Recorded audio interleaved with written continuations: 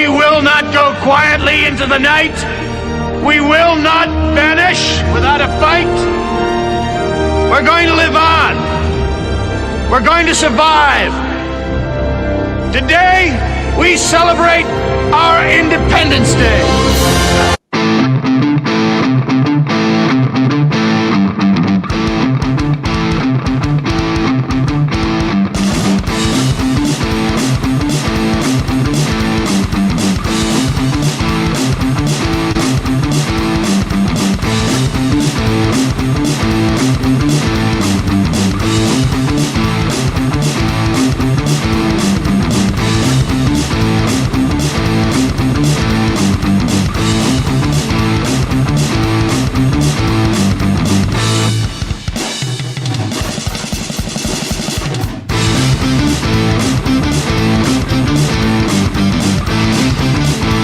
It's not true. It doesn't matter what's true. It matters the story they tell when you're gone. I keep on pushing down my gypsy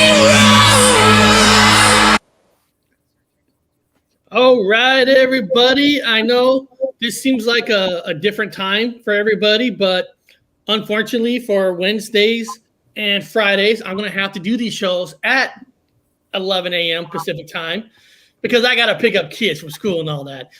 Man, this is exciting. Today is open day for open conversations. So if people want to jump on, respectfully, want to jump on, I'm going to put the invite in the chat. You know, if you want to be cool. And if you want to be a skeptic, go somewhere else. I don't care for skeptics. Unless you're a cool kind of a skeptic. Because, guys, I've been hearing some crazy stuff. Okay? I've been hearing some crazy stuff.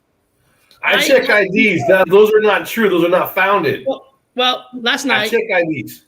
Last night, I actually could not do a show last night on my other channel because I had take my daughter to a volleyball game and all that. She wanted to support her friends. So I had to go to a volleyball game last night.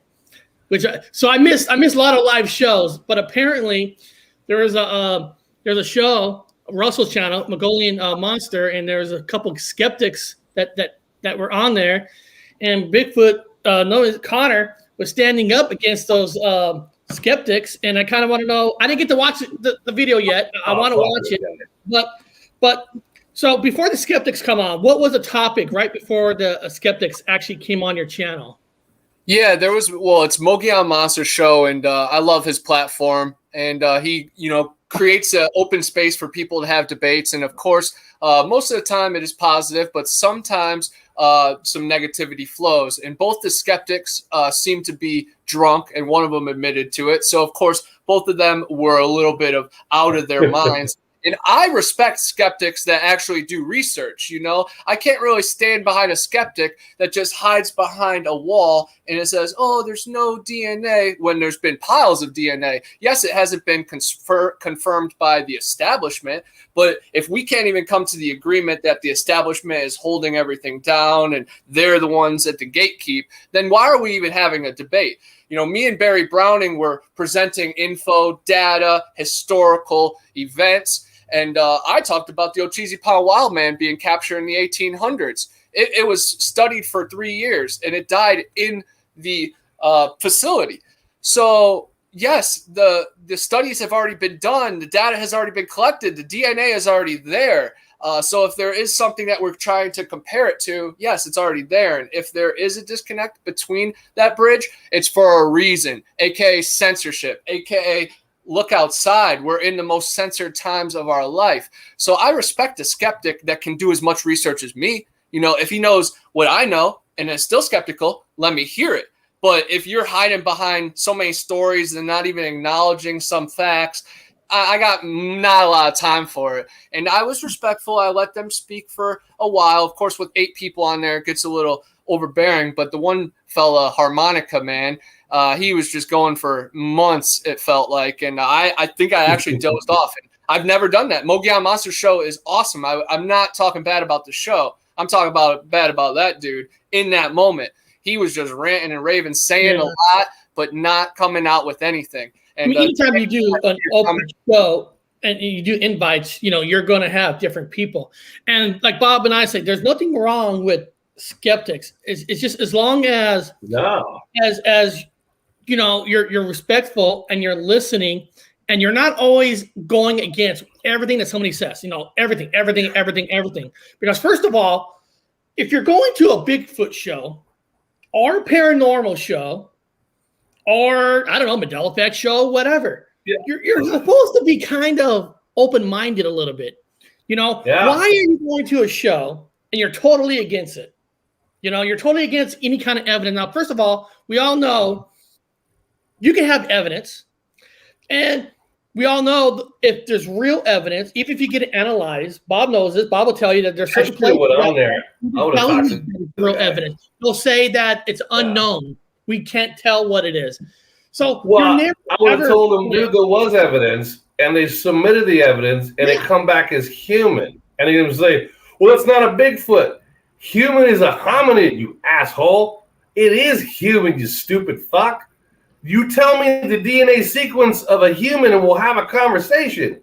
Now, it wasn't Neanderthal. There's some unknown species to the side, which means we just found Denisovian 2 years ago. It's a whole new sequence. They couldn't figure it out until they compared it to the Neanderthal sequence and the human sequence. But they've got the human sequence. So it's you know, dude, what are you talking about? They have done the research, and it is human. Well, that means it's not a Bigfoot. No, it means it's a hominid, you dumbass. That means it's got the amino acids of human. Okay, that's an answer. And that can't be accepted. Yeah, that can't be accepted in modern academia because that would say everything's wrong and all of our illusion is the Matrix, you know? So, of course, the establishment is swiping all that under the rug. And the fella said, oh, well, you know, the DNA hasn't been confirmed, but if you can get it from other groups and compare it. And then I follow up with, yeah, sir, on my channel, 3 clicks away, you can see samples from Tennessee and multiple from Florida. And guess what? They correlate. And then he's like, oh, the same animal could be in Tennessee and Florida. All right, with clear hair, and it doesn't compare to anything else. All right, dude. And then it compares to all the hundreds of other samples that I've seen online in video, in picture, decades old. So again, I respect a skeptic when he impresses me, but when he hides behind the weakest door, it just doesn't impress me, man. Like I this is my life, and I've talked to people that have killed Bigfoot.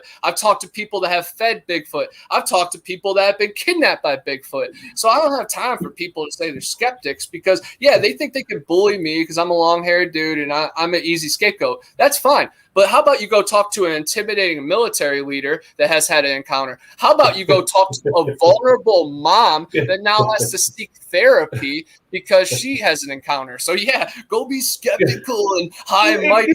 And again, on my TikTok, guys, my stuff's been, popping off recently. So I have thousands of comments saying, no. So when I'm addressing skeptics, I'm talking to thousands of people. Yes, yesterday, Mike and Maraca Man or whatever his name was, they could wear the shoe, because they weren't standing on anything. They didn't impress me. Well, but if a skeptic comes with some attitude that is positive and also backed up with data, I'm all for it because that just makes us better. That's sparring. That was sparring. This was not sparring. This was someone who's a professional who really cares versus a little leaguer that was happy to be on TV. Come on. Yeah. If you really want bad comments and you really, really want people to go after you, call you crazy, all you got to do is do a show on Mandela Effect. Oh my fucking God. It's like everybody hits you on the side like, dude, that is not real. That's real. Everybody. I don't keep telling Bob, like, it's fun. It's funny. It's funny how these guys just like they're not even educated. I'm like, dude, it comes up as human. That means yes. Before the show, they've done the test. Before the show, me and Connor were talking like everybody thinks they're experts. Everybody thinks they're an expert attorney. Everybody thinks they're an expert doctor. Everybody thinks they're experts. Right? Yeah, and there's no experts. Now, Sean, what you've been hearing with us, I'm sure on your channel, you probably get a lot of skeptics on yours. Okay. Yeah, sure. Why not? If you do talk about Mandela Effect, which I do occasionally, because I have some crazy Mandela effects in my life.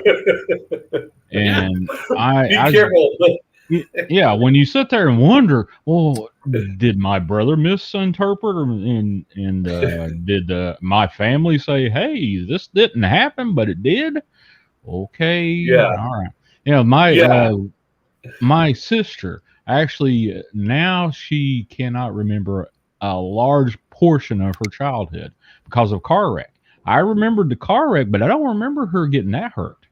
But now Yeah. in this reality, she just can't remember shit. Period. Yeah. I had to take it over to my own channel because I was doing primarily, Eric and I were doing primarily Mandela effects. And we've got a mixed crowd. So people, some of it have some some people mixed memories, but it was causing so many fights. Eric and I had to throttle it back. I had to take it to my own channel and just talk about it there. And over here, people like you that come on and you're confident and you feel like, hey, you've got it. Then we can open up to it and have that conversation. We had to be careful because I found out that it's dangerous, man. Yeah. Oh my God, it's dangerous. You sit there and Eric say, and I "Hey, I have a remember relationship. Nelson Mandela." We You could had argue that all damn day. Sean, Yeah. we had a hit piece on another channel against me because I said something that I didn't agree with them on. Like, I'm not really agree, but I had a different view of it. And instead of like, Eric, I appreciate you disagreeing, but this is why I feel it. Instead, they made a hit piece calling the word shells just because I disagreed with them on something. And then it's just like, what is with people? Why can't we just disagree and move on? Yeah, you and I could talk, Sean. You and I could talk till the cows come home, man. You and I will probably have a blast talking Mandela effects. Here's something that I distinctly remember, and Trump haters will love this, but I'll just disclose I am a Trump fan. But before my near-death experience, Trump wasn't even in the race. And I had my accident, I had my surgery where they took my left leg in November 17th. When I come back out, I was like, what the hell's going on with this Trump thing? I remember him going a couple of times and he, gave it a good shot. But now I'm like, he's front runner? Where'd this come from? Same with me. 2016, around 20th is when I woke up. Whatever happened. Some weird thing happened to me, and I woke up because I worked in museums, so I could go on hour. Eric knows I could go on hours telling you everything had changed. My life turned upside down. Literally, the traffic light switched. I almost got in a car wreck, and I got out of my truck. I was like, the fucking traffic light switched colors. And everyone's looking at me like I'm insane. It used to be green on top. And everyone's like, you're crazy. Get back in your vehicle. I said, there used to be green on top, right? And people thought I had to in fact, I had to leave my museum. I had to leave the museum. I was having too many difficulties, too many changes with airplanes and everything. I'm having a fucking heart attack. It's dangerous to have them conversations because if they don't have the memory, that's good. And I always stress people, my son is a corpsman, and I'm happy he knows where the heart is now, because if he remembered it in a different spot to the left, he could kill somebody. If I go to a cardiologist, I want him to be from here, and I want current memories. If I go to a doctor, I want current memories. I want to know the new volume of blood. We have more volumes of blood now.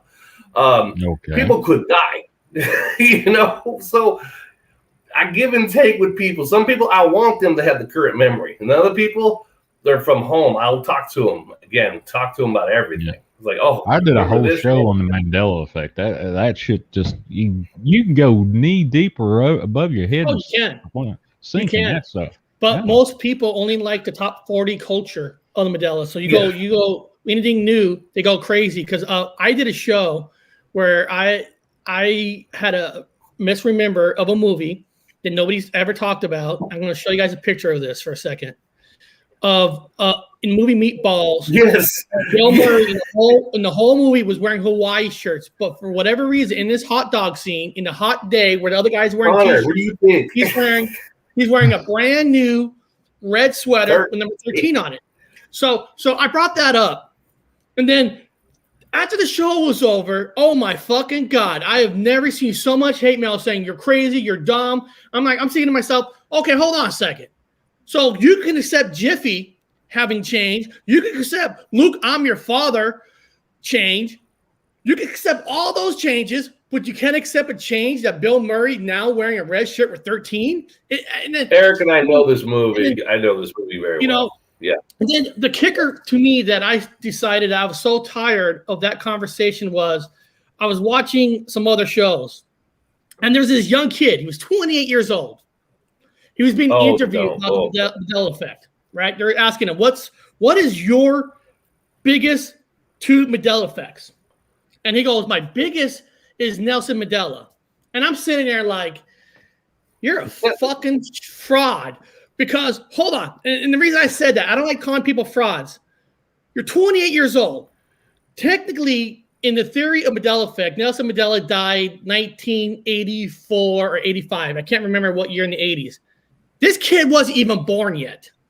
So how can you have a mismemory of something that you weren't even born for? And Ed McMahon, this kid wasn't even born during when Ed McMahon had those commercials. So I got to a point where I didn't even know who's telling the truth anymore. Young people were just saying what is ever on the top 40.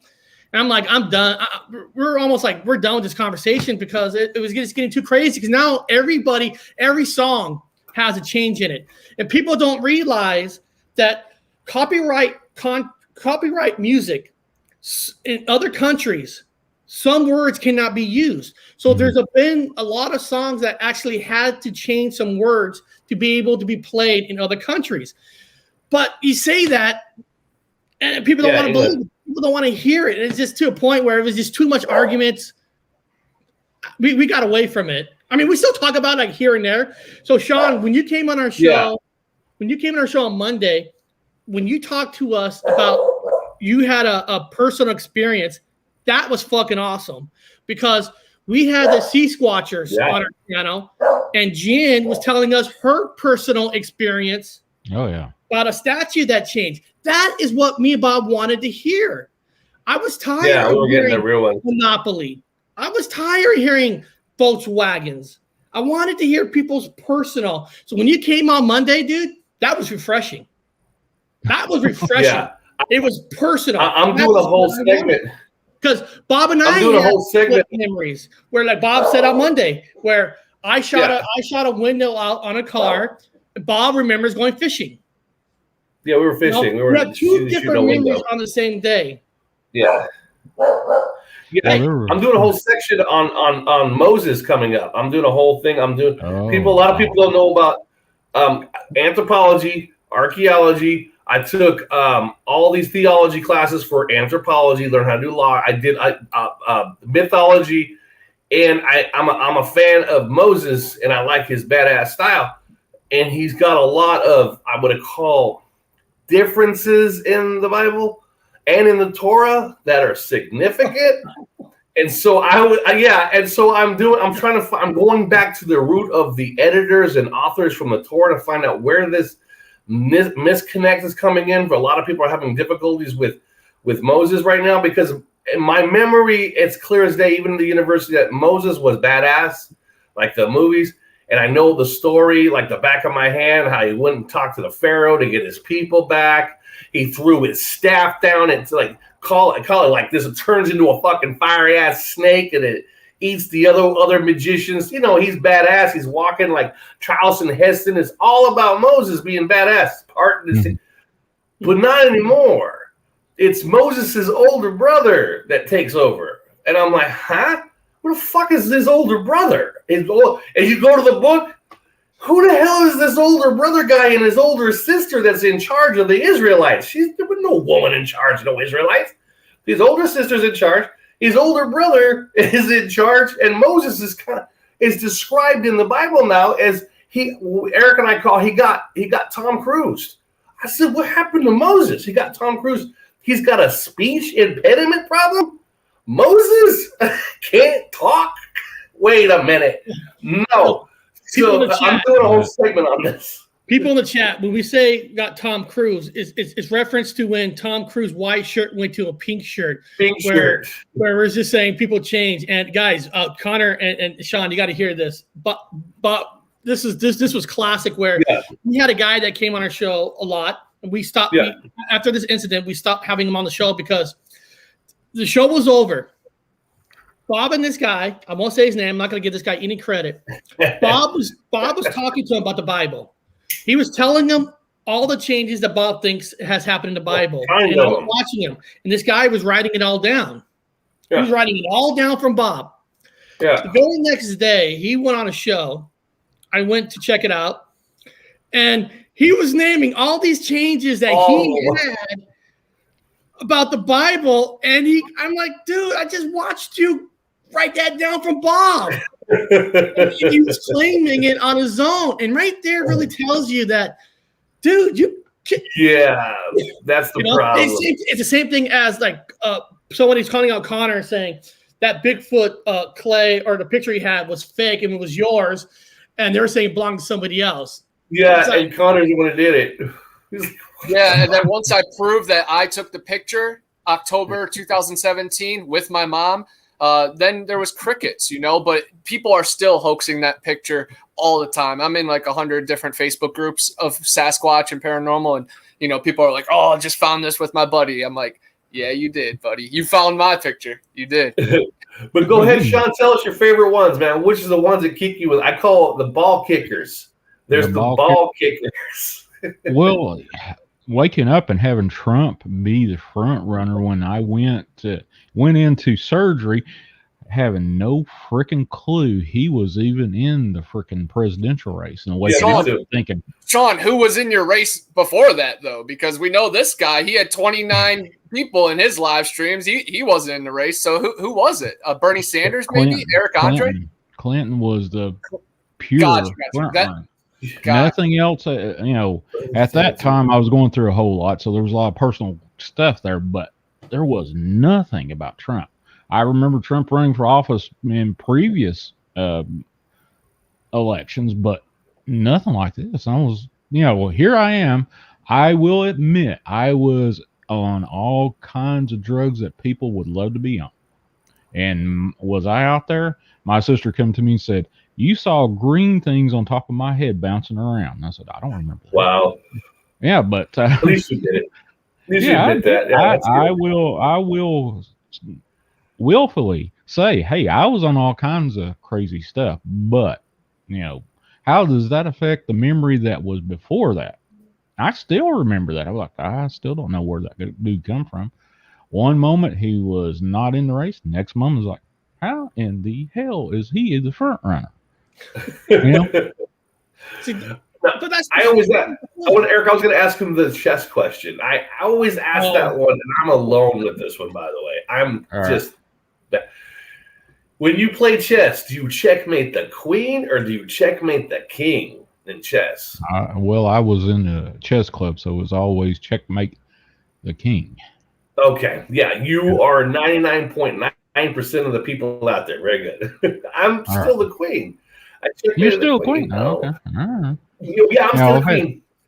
I've had little arguments with my family. My late brother, there was an argument about a haunted. I used to live in a haunted trailer court, and it was between the trailer court is actually got 4 corners. Obviously, 2 corners was totally surrounded by a cemetery, and I remember distinctly my dad waking up in the middle of the night, and he saw a ghost walking through the freaking trailer. Okay, and I remember him saying, "Who the fuck are you?" And turn the light on. I remember that, and I'll complete this story because it's kind of funny at the end. I distinctly remember him getting up and leaving. Wow. And holy cow. Younger. I'm 51. I don't know. I'm probably older than most of these people. I'm 50. Yeah. So it's you and me. I'll be 51 though. I'm coming to 51 in October. So I'll be with you. Flat Rock Booger. I've been to Flat Rock, North Carolina. That's a lovely place. Lovely place. But now I told my brother that. You remember that? And he said, I have no clue what you're talking about, son. There is a Red Hot Chili Pepper song called Fortunate Faded where I'm not calling this residue. I don't believe in the word residue, but That's all I can find. There is a line in that song saying they say in chess, you got to kill the queen. Got to kill the queen. You know, so yeah. Maybe Chili Peppers has Bob's Medela on the queen thing, because even in their song they talk about you got to kill the queen to win the game. So far, it's just me and maybe 2 other people, and that's it. I mean, 99.9% of everybody else is like, "Are you crazy, dude? It's always been the king." I said, "Apparently, I must have learned wrong." That's all that is to that. We'll end this fucking discussion because I say the queen just because I remember Bob playing it where you got to kill the queen. So, you know. So he watched me play it, right? Because the idea of those shows where why are millions of people have a different memory, and we want to know why? You know, was there because there was another commercial that kind of crisscrossed? You know, it's such an interesting thing. You know, we were trying to not debunk, but Bob and I would take a subject and we would dissect it all the way to the bottom, trying to find out the code. Why? Like right now, you remember you're from the South. Do you remember the Smoky Mountains? Oh yeah. Okay, how do you spell Smoky? What's the EY? Not anymore. It's SMOKY. It's oh, it's Smoky. It's not Smoky Mountains anymore. I always hit this southern people that on weekends. Yeah, but shout out to there's a new one I didn't know I spoke on or misremembered or whatever you talk about. Shit. It's an EY for me. It's an EY, SMOKEY Mountains. It's the same thing as Smokey the Bear. And so now it's called Smokey Bear. I'm like, no, it's Smokey the Bear. But the thing is about the smoke. Now back I said, okay, forget about all that other shit. I don't care about misremembering. What's about the smoke that's important? And it right around that change, and everyone kept talking about smoky this problem. Fires were breaking out. There's smoke everywhere. There's smoke that was going from the West Coast, going all the way, reaching to the west or the East Coast. Smoke from all over the West, all over the place, all over in Europe. Fires. There's still fires going on. Smoke everywhere. And I go, well, there's your Smoky. I don't know. It's just like God's way of putting it into weird places so you can get it and you can see what's happening. Smoking the woo. Smoking the woo. I just want to shout out BF Bud, Squatching Cowboy, and Flat Rock Booger. All 3 of them were at that camp out in Tennessee. All are very good people and have boots on the ground. Flat Rock Booger has piles of evidence of these creatures howling, whooping, coming onto his porch, opening up his door, and he played it through the loudspeakers for us all. Squatching Cowboy, he just released part 1. It's awesome. In the whole hour of our expedition, you could see some unseen footage that I never even got to see. I was really excited. Thanks for capturing that. And then BF Bud, that's my bro from Ohio, man. He lives over by the Chillicothe Mountains, right where the Giants were found. He's been on a bunch of expeditions with him and his wife, Angie, and they've recorded whoops, howls, heard cracks. So a lot of good people in the crowd right here. And, this is the 4 horsemen right here, the 4 corners of Earth, the 4 pillars. And while we're on Red Hot Chili Peppers lyrics, space is the final frontier, but it's made in the Hollywood. Checks in the mail. You're getting a check. Yeah, I'm everybody's secretary, and I wish everybody was a little bit more open like that. So that's why I'm saying, if you find yourself on the other side of me, on the other side of my fence, good luck, because I got the power of God, and I got an army behind me, and I'm a feisty MFer myself. Yeah, and you better really? Everybody in the chat, what are you doing? It's an open show today, so if one of you want to come on, give us a story, jump on. Just be respectful. Just today's open day. So actually, guys, I didn't know. I'm always prepared, right? I'm always prepared just in case nobody jumps on. I always got something in the background just in case. But I want to see if you guys know any of these. I want to see if you guys know any of these. It says this is called the top 10 scariest monsters of legends. And I'm curious. I know Connor knows a lot of cryptozoology all around the world. And John, I'm sure you know probably some of these. Now, I'm looking at this first one here. It's called Black Annis of England. First of all, you guys know anything about the Black Annis of England? No, not specifically. Nope. Never heard of it. Well, let's hear it. And these are just like one paragraphs. So this is England's version of the boogeyman. The blue face, which lives within caves. She has claws made out of iron, razor-like teeth, and is often blamed for disappearance of livestock. She was given the nickname Boogeyman of England because it is said she steals children and devours them alive. Parents often tell their children if they misbehave, she'll come and drag them out of their bed. And that's supposed to be... Sounds like that's one of those perpetuated parents. I'm gonna scare my kids so they'll behave. Stories that go to sleep.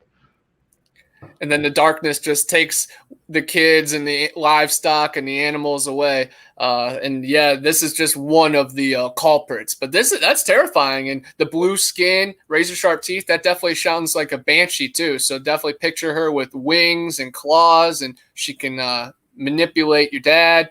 So yeah. That's the reason I like these is just because it tells you all these countries, everybody's got stories, you know? I mean, this could be a simple vampire in a way of just... Yeah, there's all kinds of stories associated with sleep all over the world. All over the world. That's why these are, to me, these are interesting because, you know... Sean, we got to stay wide awake. You know, that's why I barely sleep, because of all the things that come in the darkness. This one's called Demogorgon in Greece. With the skunk ape that's a picture from Florida, though. Yeah, I know, right? It looks like it kind of looks like Bigfoot in a way, right? I mean, that's the skunk ape picture from Sarasota area, the famous. Are you serious? Yeah, it is. That's hilarious. Wow. And whose article is this? This is horror. So I don't know. By Eric Rose, Urban Legend. Okay, well, let's see what this says, what it does. Let's see. Everyone loves Greek mythology, but have you ever heard of this ancient deity? The monster resides in the underworld, but every year during Hallows Eve, when the portal between the underworld and ours open, it comes out and hunts down anything it sees, ripping off limbs until there is nothing left of its victim's body. I mean, that could be easily, like you said, that could be a skunk ape. 100%. And the Demogorgon is the main villain and monster from Stranger Things. That's what they're battling the whole time, is the Demogorgon. So it's pretty much all the strangers of the night. It takes many forms. But if I hear you and Sean saying this picture has already been taken by somebody in Florida. Yeah. So how does this picture go to a website saying it's Greece? You know, that's how things get circulated around. Somebody was sitting there just compilating and freaking stories. And I'm going to write something. And they put it together and say, okay, what does this look like? Okay, this sort of looks like a monster from Greece. Yeah, sure. What the hell is that, Bob? I bought it from a guy in the back of a van. They're snails. Awesome. Oh. He also does sushi. Well, did he have bare feet and 4 or 5? Yeah, he's good about. He got a spittoon can. He's got empty beer cans and everything. But he does great sushi. He does. Now he's moved it up. He stepped up his game. Yeah, he's good about. He got a spittoon can. He's got empty beer cans and everything. But he does great sushi. Now he's stepped up his game. And there you go. He got a spittoon can. He's got empty beer cans. Be a bud. You got to turn down the volume. Your volume's echoing. Turn your YouTube up. There you go. There you go. Yeah, just turn your YouTube up. So be a bud. So I didn't see you on the bottom, so I don't know how long you were waiting. I didn't see that square. So if you're waiting for a while, I apologize. Escargot. He's already scared of us. Yeah, there he goes. That reminds the escargot and talking about the guy in the back of the truck. We had a guy here that sold produce Oh, he's out getting of his the back of the truck, and we called him Mr. Nasty because he always had dirty feet in the back of the truck handing out watermelons. I bet you, yeah, he got it from his own garden. There's a Dr. Wu. Are you going to make snail bong? I'm gonna make a snail bong. Yeah. So, BF, how are you? Oh, can you hear us? Oh, he's working on his audio there. Okay. Like. I know. Yeah, usually. Here's. Hey, how you doing, Eric? Can you guys hear me okay? Yeah, I can hear you now. Now we can. What's up, bud? Good to see you, brother. How you doing, Connor? How's it been since we camped out? This is my very first time ever being on anything. So I'm glad it's here, man. Hold on. We're breaking your cherry? Shit. Are you saying we're breaking your cherry right here? yes, you are, Eric. Breaking my cherry. So BF Bud, since this is your first time on here, what's your main I mean, we all believe in everything. We all believe open communities and all that, but what's your main thing? Is it Bigfoot, UFOs? Do you have one more than the other that you look into?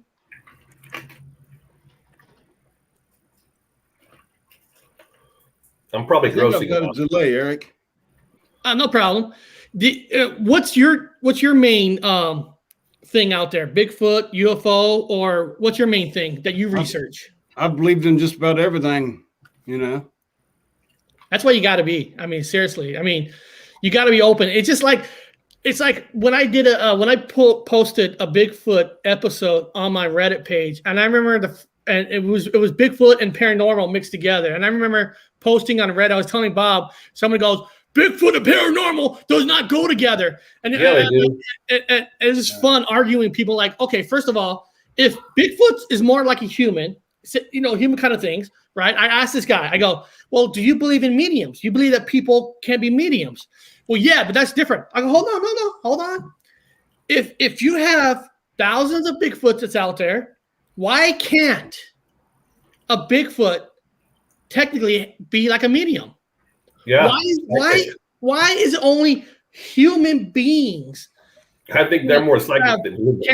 Can be a medium or talk, because there's stories about animals, dogs that can see spirits, that can see something that's out there. So why can't a Bigfoot have medium type power? Not power, but you guys know what I'm talking about. Supernatural. I look at it as it's so natural. It's super. Just like human beings, we have the power to have deja vu and premonitions. Yeah. And we have the ability to dream. So imagine. Eric, I appreciate you having me on, but I'm getting like 3 or 4 lines running over each other.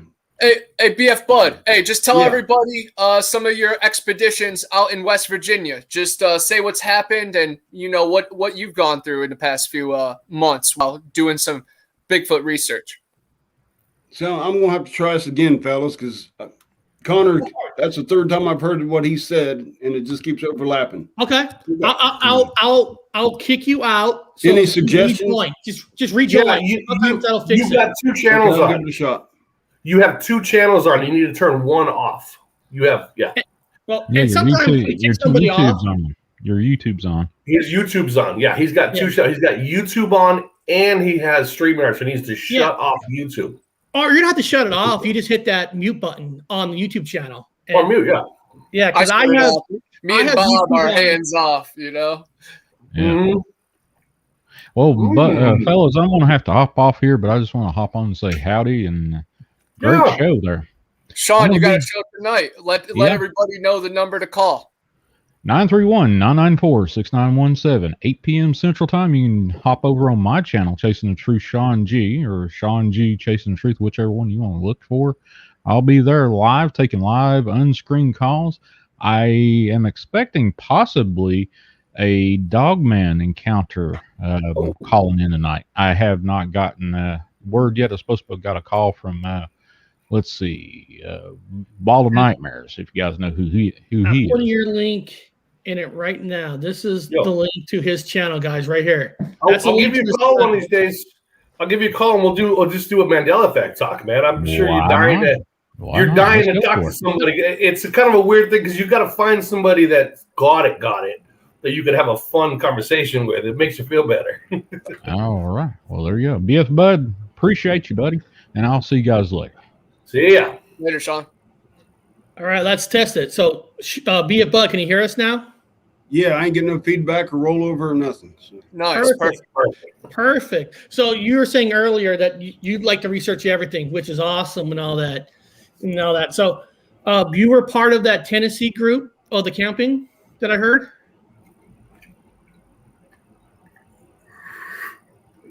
There still must be a delay.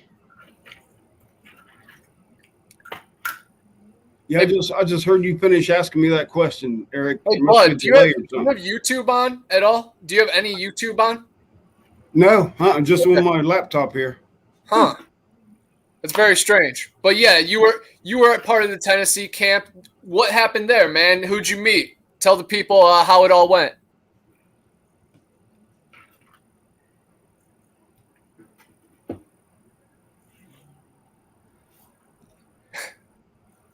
You see, Connor, I just heard what you just asked me, just finished. But yeah, I met Squatching Cowboy, Flat Rock Booger, Mogs, Mogion Monster. Of course, the man right there, Connor. I mean, he's great. He's like a brother from another mother there. But yeah, my wife really enjoyed it. It's just weird. I'm hearing myself. Yeah, the feedback. I hate that my debut is going this bad. It's your first time. It's all good, brother. I tell you what, fellas, let me back out and I'll just watch from the sidelines again, and I'll try it again some other time. No problem. Yeah, I don't want to mess your show up, but I appreciate it, Eric, Connor, and Bob. Yeah. Connor, I had a great time. I can't wait till we do it again, buddy. Yes. Connor, if you plan a outing down there where you're at, let me know as soon as you can, and I'll be there, buddy. I definitely will, brother. I can't wait. And I'll talk to you very soon. Okay, fellas. Thank you, Eric. It was cool. We broke his cherry. For sure. And just him appearing is so much, so it was no hardship, no nothing. Us three, we're the kings of the tech gone wrong. So we totally understand. Yeah.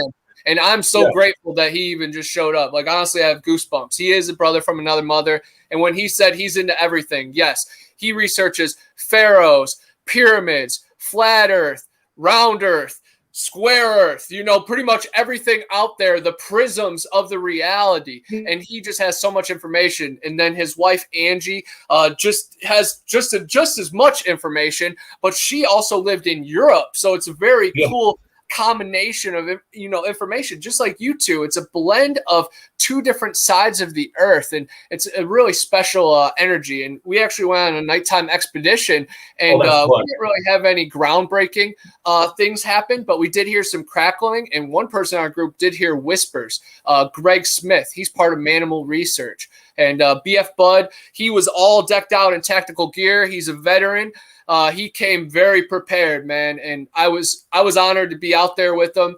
And I know he was not honored to be out there, but he was happy to be out there with me and Tristan. And it was a perfect group, and I'm looking forward to going out there again with him, because a lot of people they can't do it, man. They can't go out there and really push it to the limits, and they pushed us to be better. We need Russell to come on. Come on, Russell. Come on. BF Bud. Also, man, since it was your first time coming on, don't be afraid to play with your audio. And then, I know you don't have to. You could jump back on for 2 seconds to see if you got it fixed. That way, this is a good channel to practice on. So while you're tweaking it, whatever, you've already done it once. You've already kind of messed whatever. You could come back on and do it again, and then tweak it so it comes in good. That way, you know how to do it for the next time. So use this channel as a practice round. And so don't just give up and say, I'm going to give up. No. Play with it, tweak it, see if you can get it right, come back on, experiment it, get us coming in clear. That way you can go on the next show. You'll be fine. We're the practice squad. We're the practice one. Use us as a practice. Like learning how to ride a motorcycle. Use this as the motorcycle to practice on. So if you want to play with your audio and come back on and see if you got it fixed, that's awesome. I always you don't have to feel bad. That's the best way I would like to say it. Don't feel bad. Get it. Yeah. Especially to us three, because we understand. This is Yeah, we don't care. I'm in my kitchen, Bob. So I'm in my kitchen, not in my room. Yeah. This weekend, though, I finished that short film that we were making, and it's called Nine Lived Stray, and it's about to be in multiple film festivals, and hopefully, as long as America and some free states allow it, I'm going to be going to these live premieres, and the one in Tallahassee is on Halloween, so I cannot wait. It's about to be so exciting, but it has to be under 10 minutes for the short film. But we got so much that we're going to have a director's cut as well that we're going to put on DVD. So I'm super excited about that. And my character is very devious, and Zillafoot makes a little appearance, and it's very psychedelic. And there's like werewolves, and of course Bigfoot mentions. It's truly something special. And Jack McClellan, he's going to be on this show and on Horror Talk here very soon. He represents Altered Cortex Design. We've referenced him before. He's a true visionary. So I'm super excited to work with him. And man, it's really coming together beautifully. Cool. And lesbian vampires. I always try to include them in there. If I mean, no disrespect for the ladies, but you got to have lesbian vampires. They're the ones that they were with the master vampire, but he's not there. They're in the den. They go down the villagers and they steal and stuff. Yeah, you got to have those too. I'm just suggesting for your show. It'll actually add probably a different audience. Yeah, I could be a vampire, That's what the whole twist might be at the end. But we're definitely going to follow up in this universe because it's in the Haven Woods, and Jack's already made another film in those woods that takes place, and he's actually doing another director's cut of that. So I think I'm going to film some scenes and be honored to be part of a movie that I was such a big fan of. So I'm really looking forward to that. And of course, Zillafoot about to be in Walmart next month. So, I can't wait to film the TikTok that I'm going to try to sneak it into people's carts and convince them to buy it. It's going to be so funny. You need to buy this. I'm gonna sneak it between their ham and cheese or something. Or just put up a table. Just put up a table and just sit there and just make yourself a home at the table. Nobody even know who you are. And just put a stack of your books, put all your stuff up, and then they have a couple of friends just wait in line. A little time it opens at this time, and why are they waiting in line? Who are they waiting in line for? That's the famous so and so. They're all incited. We can't wait to meet them, man. And you have a guy come out with okay, we got him on stage now. Everyone stay back. Set yourself up, man. That'd be hilarious. Yes. I'll probably get, kicked out by security, but it'll be worth it. Well, they won't know. They'll be confused. They're everybody, you just say John said it was okay. And they're because there's always 50 Johns. There's always a John that's a boss somewhere. You just say John said it's fine. Michigan Bigfoot, welcome. It's always awesome seeing the names appear. I've seen Mogion, Northern Michigan Bigfoot, Brandy. Thanks for tuning in, everybody. It's truly a special place that we can just share open platform just to be open-minded. I'm all about it. I'm about to have my own show, Connor the Curious, here soon. Nice. So I'm going to have you guys as guests. Yeah, That's awesome. That's awesome. Not a name you would want if you were going to college. You don't want to walk around with that name. I'm just gonna be honest with you. Don't use that name on college campuses, especially around bars. Oh, who's that? That's Connor the Curious. Oh, you're right. I might scrap that. What? Chris and Bendo talking about that. That is I'm gonna go buy him a beer. I did not even think about that. So, I'm not too curious. Don't disrespect to the LGBT. Oh, I already know because we're already getting audited. We're only making jokes. The old Gypsy Road videos. They're out of respect for that community. Connor's going to keep the name Connor the Curious.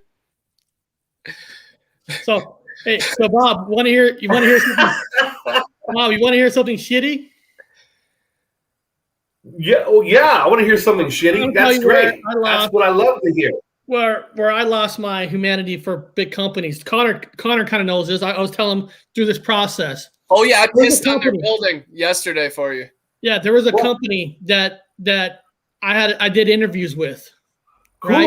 Hold on, no, get this. Okay. This company. I did over 7 interviews with this one company. Oh shit! I man. did 2 Damn near 40 hours. He already worked a full work week for him. I went to their place, stayed there half a day to see everything, right?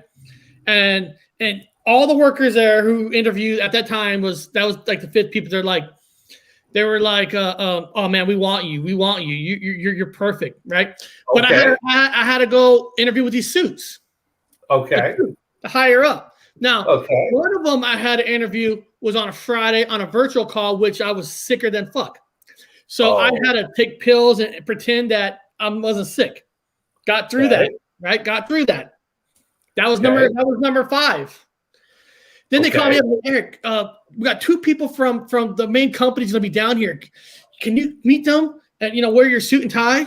You have a suit and tie. I go, yeah, I got a suit and tie. So put on my suit and tie. Drove back to the place. Okay. Interview with the suits. Yeah. They said we'll have a meeting on Monday, and then we'll call you on Tuesday to let you know, and all that. Well, on Tuesday, I got no phone call. I just got a piece of email saying, "Thank you for your interest. We're moving on." Now, hold on. Now, I understand if you first apply, you get those emails. No problem with that. I did 7 interviews. I spent 4 hours, half a day to learn their stuff, to not even get a phone call and say, hey, why or what. It was just an email. And it just tells you that we're all just fucking numbers. We're all just names. It's like, don't use you. But then they don't even have the balls to call you and say the higher ups, the suits didn't want you. Wasn't us. They must have did a background check on you, man. They found out about that cow. Remember that cow? Well, no, the thing is, we already did a background. I passed all that with flying colors. But it's just when you visit people, so it wasn't like you were earthly the cow. Probably never worked on the bottom level and up. Probably never worked. Probably wanting somebody more exactly like them. Yeah. I wasn't even wearing a hat. I would interview like this. I'd come in with cutoffs and just flip flops and just sit down, say hi. Can I smoke? And smoke a cigarette and just have a conversation with myself. I can run this whole motherfucker. What do you want done? Do you want someone taken out? We can do that too. Whatever you need to happen, we can have it happen. They would hire me, man. It's just like people hide behind their computers, hide behind their phones, like instead of telling you the bad news, whatever, they can't tell you in person anymore. Everything is being through a text. Internet. People break it up nowadays, all through text, all through emails. Nobody there's no more balls left in this world where people could talk man to man. It's all through the internet. It's all through the internet. It's all through text. Remember that cow? I bet that cow remembers. That's the movie Stripes. You remember that cow, man? I want to party with you. Of course, Barry Browning knows, man. He's a very wise man. He was on the video with Mogs last night. He's an awesome dude. He was part of the 168 with Mogion, Stevie B, and Bigfoot Odyssey that they went down to South Florida, recovered a bunch of evidence, had some strange encounters. It was a bunch of teams, and hopefully the documentary is coming out soon. I've seen some samples of it, and it's very impressive. I'm super excited about it. But Barry is the man. He's not too far from me, so I'm really looking forward to the next time we can link in person. He was supposed to go to the Tennessee camp out, but things got crazy down in the canyon. So I don't even know what happened out here in the real world. What's the weather like? The weather has got to be affecting you guys on the east, man. I'm over here in England, in Europe, running around, and I'm looking at the news, and then all I see is like weird ass spinning circles going all through like the East Coast. You guys are getting raped by water over there. What is up with that weather, man? There's a tropical storm, hitting Texas and Louisiana right now in the Gulf. So it's raining right now at my house, of course. But I just hope no more Class 5s or any of these catastrophes come through because I think it's all, HARP and CERN and just a bunch of crap, of course. End of the world. I mean, it's the apocalypse. I'm having a great time with it. Here in the Northwest, we basically had our first rain after the whole summer. We had no rain. We finally got our first little rain. So it's been like a year. It's been like no rain at all. I think we broke the record for longest days without rain where I live. South America's being destroyed. I think over here in Europe they're getting wiped. There's, I guess, they're all over the place. They're getting massive. I think even in Saudi Arabia, which they have these brown mud huge waves crashing everywhere, all over the place, man. Everybody's experiencing it. I think it's that large ass asteroid that's on its way. It's supposed to kill it. Don't worry about it. You guys will be fine, I think. But all the good news is that all the rich people are hiding. As long as we have them, we can have a society again. That's all that matters. You guys are not worth anything. You're not. That's all that matters. Yeah. I personally am not a smart man. I'm good to go. I could be taken out. That's pretty easy. But as long as we have guys like, I don't know, the Kardashians, we've got Kanye West to like maybe run whole areas over in the new world. It's going to be perfect. We live in such a fucked up world. I put on the news this morning, and this was the fucking headline of the news. I'm not dead fucking serious. I'm like, how fast we have fallen as a country.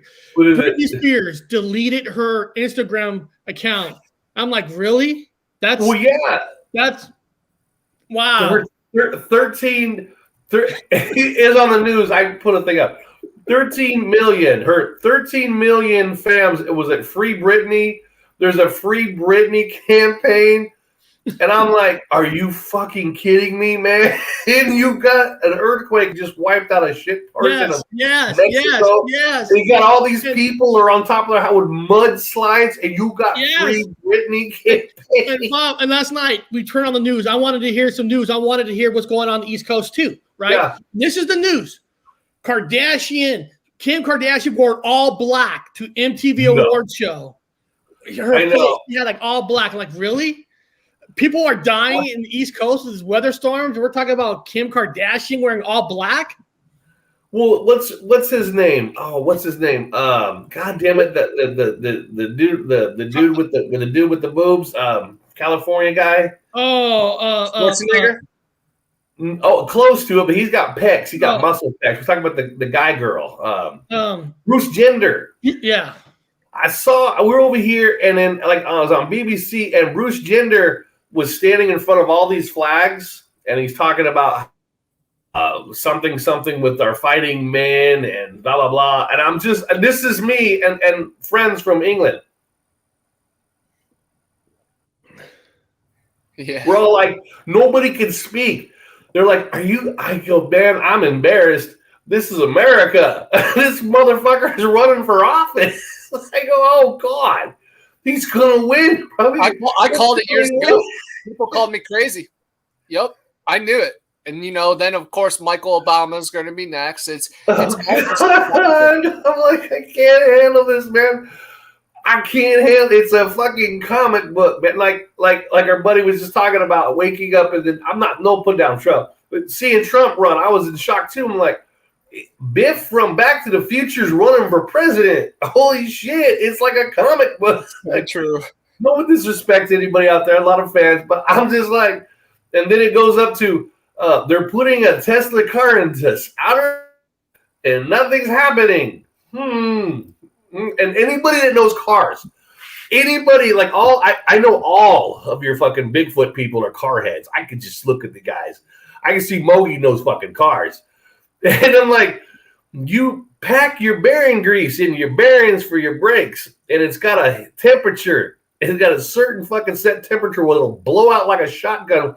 If it's in outer space facing the sun, it would blow the fucking tire with the packing grease alone. Anyway, the weirdest shit. It's the weird. I over here and then watching American stuff. You guys have no idea what America looks like from a European standpoint. It's a joke. It's got to be, yeah. Anything about space is a huge mockery. They're actually, I don't even know if they're trying to say that convertible is the actual spaceship. I don't know. I just don't buy it. Of course, I've already seen through it. I've seen where they have wires on their NASA shirts going through the ISS. Yeah, it's a true mockery. Once you look through it, once you break through, Oh my gosh, it's honestly very sad. Well, as we go back to Eric and I always joke about in Europe, as they're looking at the United States of America. Now we're supposed to be the warrior people. You're looking at what we joke about. We use this term. It got Tom Cruise. So as I'm looking at America through goggles, European goggles and English goggles, we got Tom Cruise over there.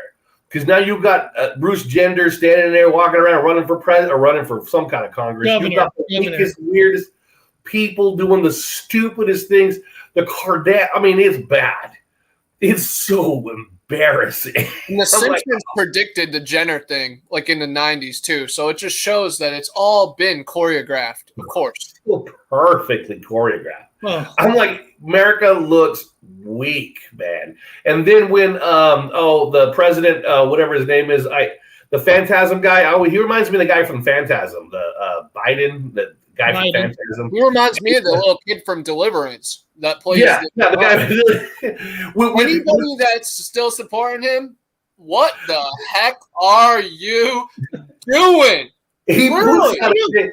What a mockery. You know who I miss? You know who I miss? You guys might think I'm fucking off my rocker. Who's this? I actually miss George Bush as president.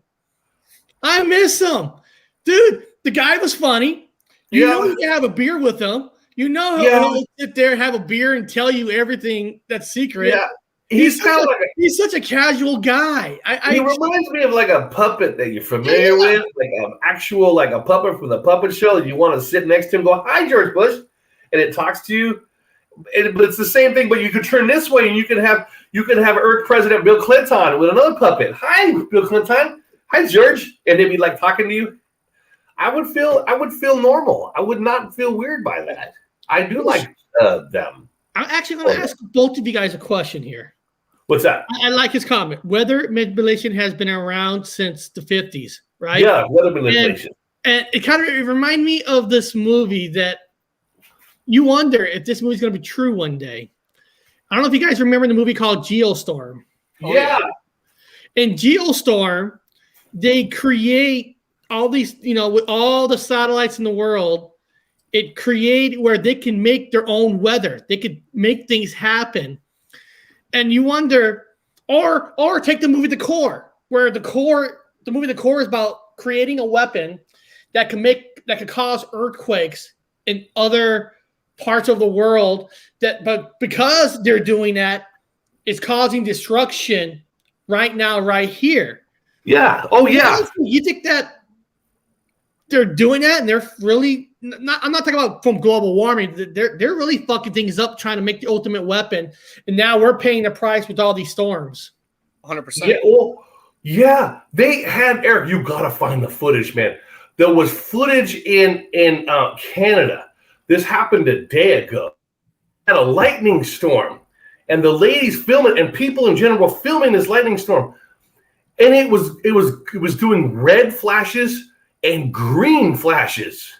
I'm like, what the fuck is that? Thunderstorms with red flashes. Yeah, Geostorm, some of it takes place in Florida too, so it really hit close to home. And I don't believe that satellites are doing it. I don't believe in satellites, because Google satellites once you're done too. There's no real pictures of satellites. It's a true mockery again. But I believe they have underground facilities, and then of course powerful enough machines that can weather manipulate. And I felt it myself. Hurricane Michael struck my house directly. Broke all the windows in this trailer and almost knocked it over, and really kind of redirected my family's life. And I can adapt, but my sister, she was an addict and had a job, and a lot changed since then. And she's doing good now. But dang, thanks, JB. Why are you attacking me? So Bob, is it like this? Well, they had green. It was green. It was green lightning. It was the weirdest. I saw it on the internet. It must be true.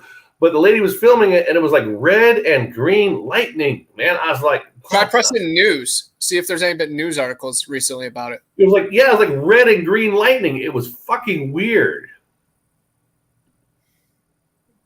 George Bush. Green lightning, is it real, and what does it mean? Researchers have found that the sky can turn green during thunderstorms if the storm cloud is in line with the setting or rising sun.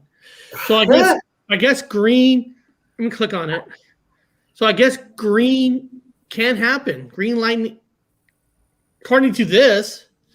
Yeah, since fucking when have you guys ever Real seen green green? Look right there. There's a green lightning right there. You know, I'm going to go back and demand money back from the University of fucking Washington because when I took paleoclimatology, they never mentioned green fucking lightning and red lightning. So I feel like I've been ripped off. I'm still The only time I've ever seen this kind of lightning is when I was stranded kayaking, and I got a video of it, and it's somewhere on my channel. But it was mostly pink, but you could definitely see green tint to the skies, and it was probably one of the scariest moments. I had to call my neighbor, and he had to save us under the highway. We ditched the kayaks, and I lost some nice gems. But shout out Joe Parker. He just messaged me what camera I used on my outing in Tennessee. He said I did a good job. So, yes, the GoPro 8 with the stick. Did you guys see green lightning over there on your trip? We saw a lot of things that last night, man. There was a monsoon, it felt like. It was a really bad storm, and it soaked our tent. Thank you to Flat Rock Booger for giving me a cot. It saved my butt, literally. But man, we were freezing, and I didn't sleep much, but I definitely bounced back. And on the way home, we stopped at the Expedition Bigfoot Museum with Mogollon Monster. Nice. And we also stopped at the Cohelee Creek Covered Bridge in Georgia, which is known for the Goat Man. And Tristan found a whole trailway. I'm going to be releasing that video in the next week. Tonight, I do have a premiere at the Kolomoki Mounds, the Great Pyramid of Georgia, which is also known for the Goat Man and Bigfoot and mound builders. And I have about a 20-minute video that's going to be released at 6:30 this evening. I've been experimenting with different premiere times to see what gets the best crowd. And, just are people working? Are people in the UK? Are you? Or are they on the other side of the earth past hell? In Australia, no, we're all on this face of the earth, And Otterman, don't remember Otterman. We got Otterman. Yes, Otterman it is and hard Goat to Man. find that sweet time. It really is. You think that I'm not going to lie to you guys. Okay, we got Bigfoot. So Bigfoot's badass. You got Sasquatch. You've got the Swamp Ape, right? You've got a couple of fucking dogmen. Do you think that Otterman and Goatman feel a little bit inferior? Do you think maybe they would stand out in the crowd, feel not so badass?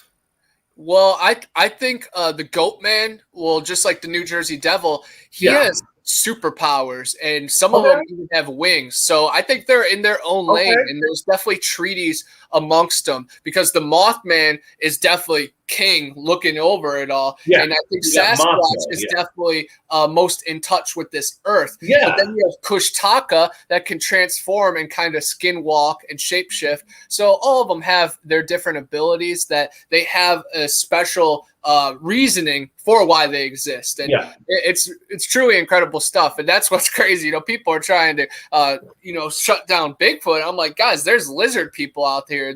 I've interviewed a Georgia police officer that saw a goat man with his with his partner. And, these kind of stories need to be shared, of course. Yeah. So, I would think Goatman might have like a +20 fire sword or something. And then talking about cryptids, the Hat Man, Hans the Hat Man, the Northwest and Appalachia have the best cryptids. And true that, I think the Hat Man is real because he's one of them nightmare guys that shows up in the dream that stands off to the side with the hat. I heard about that guy too. The Hat Man. Let's check. What's that? No, I'm just saying. Let's check out some other cryptids that's on this list. Let's see if we ever heard of this. Now, this one's called the Dullahan in Ireland. Oh. Now, first of all, just looking at the picture, it looks like the headless horseman. Looking at the picture, but let's see what it says here. What the Hat Man? This is a fairy creature, but not the kind you see in Disney movies. It rides a horse at night and carries its own head in one arm. It even rips out its own spine to lash at victims. There's a myth that if it calls out your name, you fall dead unless you carry gold. Oh. Well, I don't I think love it, too many man. people- Maybe that's a hint that we need to go back to the precious metal currency. Maybe this is the enforcer that's going to push that back, because I'm not into the electrical currency thing. I'm into precious metals. Mhm. So I believe this guy is kind of pushing it through. I can see that. 100%. And I think the picture kind of miss pushes it, This definitely sounds like a fairy, like a leprechaun, Maybe it would ride horses and stand tall, but I see it being very devious and more in your mental state. And it's definitely up the alleys of many fairy stories of how you have to carry gold, how you have to have at least 13 pieces of rock or, little pieces of candy, just something you can trade off. So I think it's definitely up the Fae alley, and that's truly remarkable. He's holding his spine. Well, He's Bob, like next time literally you're holding in Ireland, you Yeah, I got to see some pretty cool shit. I got to see where the ogre or the ogre under the bridge or the troll under the bridge concept came from. I swear to God, it was amazing. There was this bridge, and the guy was explaining to me where those stories came from, and I'm like, "Well, what am I going to see under the bridge?" He says, "Let me show you where the trolls live." I said, "Bullshit." So I went down in there, and it was an opening under the bridge. It's all rock. It's all thick rock bridge, old Irish bridge. They move the rock. You go underneath this tunnel, and it's a small ass room. And I go, what the fuck is this, man? It's an actual room. Turns out that traditional Irish, after a hard day's work, they went and they had a steam. It was a steam room. So they had steam. It was steam room. It was a steam room. Like I do it all over the world, in Russia, whatever. It's a steam room. They steamed themselves in there before, and after they steamed themselves, they jump into the cold water lake, into the lake, and they would cool down. But when they would get off work, they'd go under the thing, and the guy explained to us they would steam with dirt still on them. They clean up a little bit. They'd be all kind of gooeyed up, whatever, from the steam. They would come out and like jump out in front of horsemen or people coming across the top, all nasty and weird looking, and make this for a joke, and they would scare people. Really? No shit. So this is where the troll stories came from. And he goes, well, one of the ideas for the troll stories is because there were steam rooms under the bridge. You go, no shit. Well, Seattle has that. It's like talking cheese is correct. We have a troll under the bridge here in Seattle. Oh shit! Yeah, that's they asked for money. Do a video there. They ask for money and then they go buy beer. Go to that buy and do heroin. Are they addicted to heroin underneath the bridge? Yeah, probably. But here's one. This is gold in Arabia. Oh, let's see here. Let's see here. They got the jam. The monster resembles an evil spirit. It lurks around the graveyards and abandoned buildings, waiting for victims to pass by. Once it has set its target, it will sometimes shapeshift into a hyena. However, this creature prefers to jump right onto whoever's poor soul it stumbles upon and devour their flesh until there's nothing left. Wow. What makes you want to just hang out with the goat band compared to this? I'll hang out with goons and goblins before a ghoul. Yeah, totally. This thing sounds bad, man. It looks like a nun. There's a lot of good Middle Eastern scary movies that have came out. They all have strange names, but definitely, just type it in if you're into ghost stories from the Middle East, and they're in the high 7s and 8s out of 10 on IMDb. So definitely check it out. Like It Comes at Night. Ooh, that sounds like a porno name. I would not want to name my movie. I think that one might be a Joel Edgerton movie too, but there's a lot of other ones. Yeah. Here's one in China. Of course, China has a lot of stuff. Because they're animists. So this one's called a Joroguma. Yeah, I heard of that. Joroguma in China, and there's a head down there. Let's see here. Scared of spiders, This creature resembles a giant spider and often shapeshifts into a form of a woman. It tends to lure people into its killing grounds and then expose its true form. This creature uses all of its legs to slash and grab its target and uses its sharp teeth to bite into its victim's flesh. They've got, now, let me explain this to people, anthropology. They got the coolest concept of like these ghouly ghosts. I love their concept. A lot of people don't understand the Japanese and traditionally all over Asia. A lot of that same. When you're a human, when they were human, and you're obsessed with money or gold, or you're upset, your whole life is your job or something. You're always obsessed. That's your whole life. It's over and over and over. You're in the cubicle. You got to get your job done. When you die, whatever the force is gives you an addiction that comes with you in death. So in this case, this person becomes back as a female that comes back as a spider, but her full torso will be there. And her addiction for a man. Now, usually this is for whores. No offense to whores out there, but usually a whore that dies, it's addicted to men, or like they're whatever you want to call it. They're addicted to whatever it is. They become these ghouls in the death world, and they lure men in, and they don't have the proper parts to do it, and they kill the man. But they're obsessed. And then you have other ghouls that will be obsessed with a box. They'll be obsessed with a vase. A man can die, and he was always he made potteries, whatever, and it's his whole life, and all he ever did was make nothing's ever better. He's got to make the best one all the time, and he dies. Now he's obsessed with a vase. That's why they haunt things like objects in Japan, because they're obsessed with it. I love their concept of ghosts. Like the ones trapped in the netherworld. They're obsessed with something. Oh, yeah, passion. It stays there, man. Energy's never created nor destroyed. Coincidence is the only thing that never exists. So once it's there, it makes an imprint, and there is so much stained soil below all of our feet. So think about the energy that's stirring us up, and then we're made in the Creator's image. Think how much we're bearing inside our soul. That's why they can't calculate it. Yeah. This came up on a list long time ago. We did shows on the Wendigo. I mean, this one ain't really anything new, but of course, if anybody never heard of the Wendigo, according to the urban legend, these creatures were once people. It's believed that when they were human, their evil ways turned them into monsters. They're known to stalk travelers, possess your friends, and are cannibals. Imagine being on a camping trip with your friends and waking up in the middle of the night only to find them eating each other. Wendigos, man. They say once you've eaten, if a human eats, the moment you eat human flesh, you become addicted and you can't stop, and you become Wendigo. Like then you just become a demon. You just become a nasty, weird ass little creature, like a golem. You become like a golem.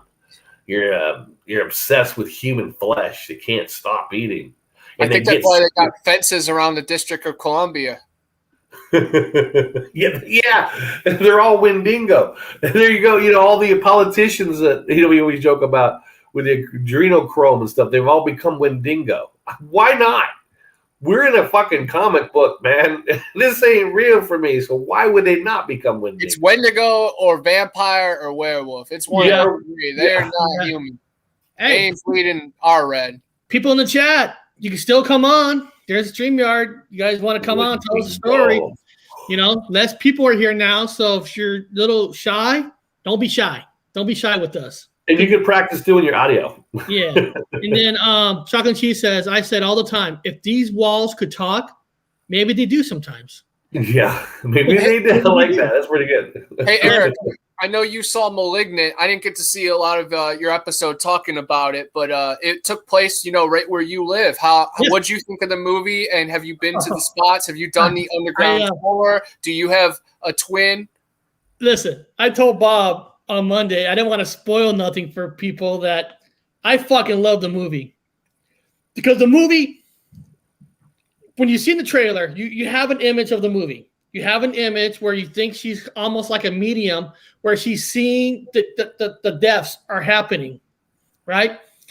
Then the movie goes fucking bonkers. I mean, it goes all out, and I'm like, fuck yeah, about fucking time. And I said it's like a mix of Conjuring, Jeepers Creepers, Don't Breathe, and little Terminator in there because of a big huge police station scene in the movie. And Predator. Jeepers Creepers and Terminator hit this police station, and it's a crazy fucking story.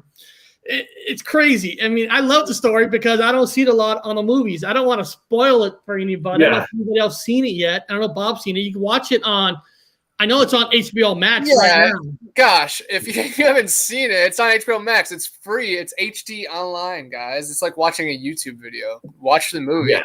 But the creature does look like a Bigfoot for the first half of the movie, and I thought that was really cool. Yeah, but sometimes at the very beginning, they looked worse than Zillafoot, and then it really came together. Like, it was like a B movie for some of it. You know, I loved it. Don't get me wrong. But that just shows, like, even James Wan, like, man, it felt a little goofy. It felt like a soap opera, and I think that's what they were doing. They were trying to set the tone of like weirdness, and then boom, you get the story. So, you know, I like the music in it because the beginning of the movie, even with the words coming on the screen with that music, and it was almost like this is something a little different. And then they have like story spots that you gotta pay attention to because all these story spots it's going to connect. Yep. To when the craziness happens, and you know the craziness, and I'll just say the word twin. That's all I'm gonna say. Oh, that comes into when that comes into effect. Malignant. Yeah, I watched last night. It was freaking mental. Yeah, it got mental. That's what I'm saying. I haven't watched it. So you know what I'm talking about? That famous police station where it almost reminds me of Jeepers Creepers because the trench coat look, the trench coat without the monster wings, like Terminator just fucking everybody up. I mean, just everybody gets fucked up in it. Scary. It was brutal. Yeah, it pulled no punches, but it was very close. It felt close. So it was an interesting movie. I'm watching Prisoners of the Ghostland now, that Nicolas Cage horror movie that he has to save a girl from an ancient curse back over in somewhere in Asia. It's a crazy dragon gothic movie. Yeah, it's pretty good so far. It's a good follow-up since Mandy, Willy's Wonderland. How are you watching that one right now? How are you watching it? One of my websites. I could send it to you. I'm not sure. It's HD, so it had to release somewhere. I'm not sure if it's Is it new or is it old? Is it new or old? Yeah, it just came out. Ah, shit. I love him as an actor. He's like a go-to kickback kind of a good cool actor. Yeah, Prisoners of the Ghostland. It's crazy. And Sophia Boutella is in it, the main bad girl from the new Mummy, and then the main character from the new Climax movie, which is one of the scariest movies I've ever seen. It's about these dancers that are at this resort, like in the middle of the woods, and then their punch gets spiked with LSD, so all of them start to lose their mind, and all of their like true vulnerabilities and insecurities come out, and they all don't survive, But yeah, here's Prisoners of Ghostland, and as you can see, dude, it's freaking nuts. And to Nicolas Cage recently, Mandy, incredible. Color Out of Space, incredible. Pig, Eric, Pig, Nick Cage is back on top, guys. And Willy's Wonderland. Cage is the best. Mom and Dad, the last 5 been out of the park. If you guys in the chat haven't seen Pig, I mean, he does everything with language. He doesn't like no weapon. He does everything with this. And it's just so cool how he tears this one guy apart by using this. Well, it's an Academy Award. I call that's his Academy Award movie, man. It was like emotion. Watch it with your girlfriend. Watch it with the girl. That's one of his. I think he made that just to get an award, but it was fantastic. But it's a drama. So I watch it with a girl because it's drama. It's a drama, but it starts. But it's good. Yeah, it's good. It starts off pretty quickly. I mean, it's great. It's like in the first 5 minutes, he gets knocked on his ass, and the pig gets stolen. No, it's a fantastic movie. I like it. And it's made right up here in Oregon. Yeah, it's It's true though, Eric. In Seattle and Oregon, well, people don't tell everyone about anything, but in Seattle and Oregon, they have these underground. It's weird. They've got these underground eateries, and they're specific. And these chefs come out of nowhere, and they'll only cook for maybe was it like 10 people? That's it. They'll do them in exotic, weird places you have to go to, and they'll do these exotic dinners for like just 10 people, and it's just that night, and then you won't see that chef anymore. Oh. And they do these weird secret little eatery things. It's underground, and each plate is like, I say, one plate is like $1,000 to sit down at that table and have that fucking dinner. So they make one big one and they're gone. You mentioned the word underground.